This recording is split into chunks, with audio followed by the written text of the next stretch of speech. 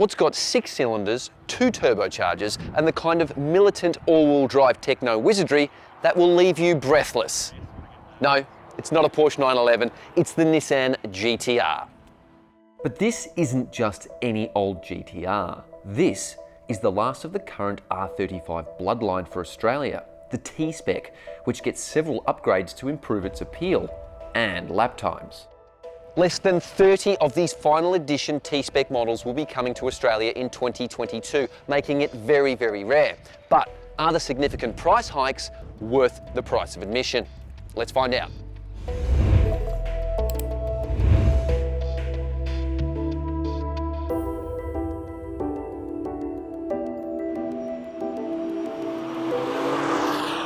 Priced at $256,700, the T-Spec is almost 60 grand more than the car it's based on. And it's the last of its kind in Australia because the GT-R no longer meets stricter side impact regulations here, banning it for sale. Apart from the T-Spec badges front and rear, the most obvious visual change for this swansong Nissan are these gold forged 20-inch alloy wheels.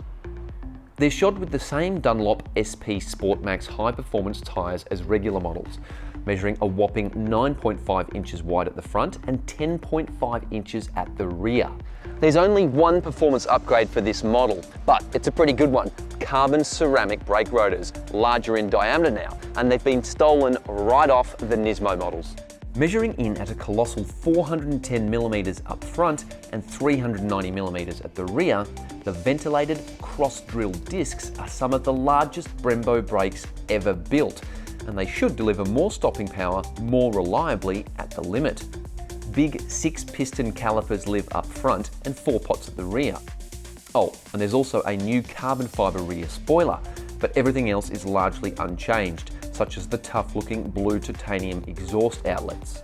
The T-Spec runs the same engine as regular GT-R, so no enhancement there. But remember, this is a hand-built engine with more than 400 kilowatts or 550 horsepower on tap.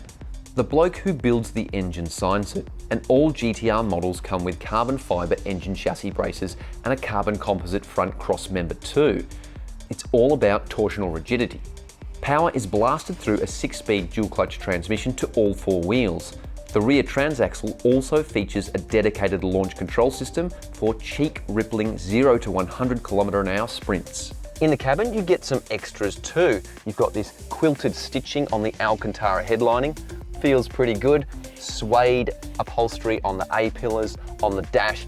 It does have a very premium feel to it, but there's no getting away from the fact this is an old car. It's got a tiny screen, the controls look and feel a bit dated. Kind of want the new one to come out.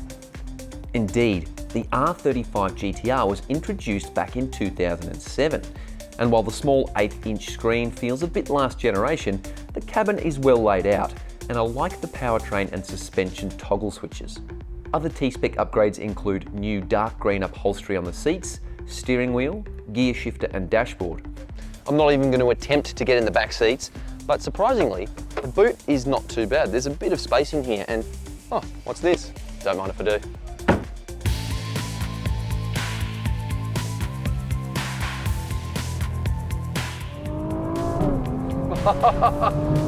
Yeah, this thing is ridiculous. First impressions, it's a GT-R. Yes, it's big, it's wide, it's heavy, but it grips like you wouldn't believe.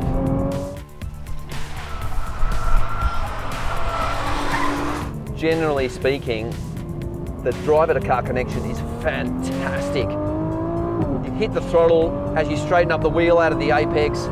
Oh, it's visceral, but it's not scary. I'm not driving it around going, shit, I'm gonna spin out into the sand and the gravel traps.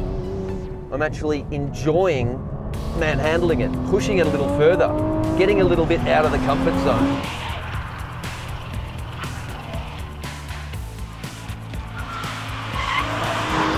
What's interesting, this racetrack we're driving at, Sandown, near Melbourne in Victoria, it's not a very smooth track. It's got lots of bumps, it's uneven, but the GT-R just sort of flows through it. It just grips up.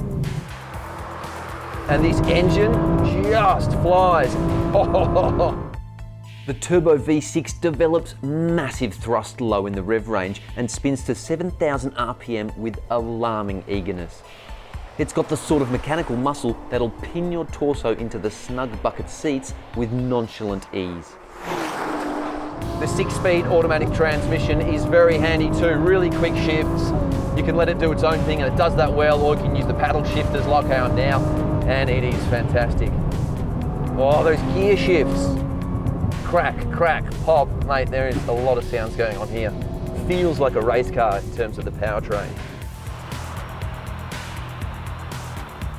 The new carbon ceramics, much bigger, much more bite, and much more confidence. If you plan on going to the racetrack, this is definitely the model you'd want to look at.